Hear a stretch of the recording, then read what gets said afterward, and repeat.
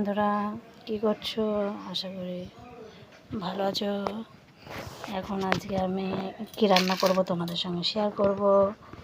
যে মাছ রান্না করব, এই যে ডাঁটা দিয়ে, পটল দিয়ে, আলু দিয়ে, এখনও কোটা হয়নি, আমি ডাঁটাগুলো বাছছি। আর এই যে এঁচড় দিয়ে, ডাঁটা দিয়ে, পটল দিয়ে, আলু দিয়ে একটা তরকারি করব। আর এই যে মাছ রান্না করব।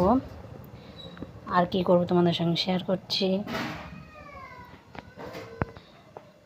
এই মাছটা রান্না করব, তোমাদের সঙ্গে শেয়ার করব কেমন লাগবে, কেমন।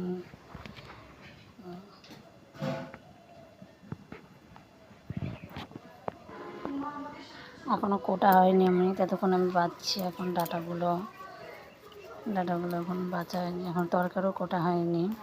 কোটা হয়ে গেলে তোমাদের সঙ্গে শেয়ার করব। মা মাছ খাবে না, মা কেন? মা শ্রাবণ মাসে মাছ খাবে না।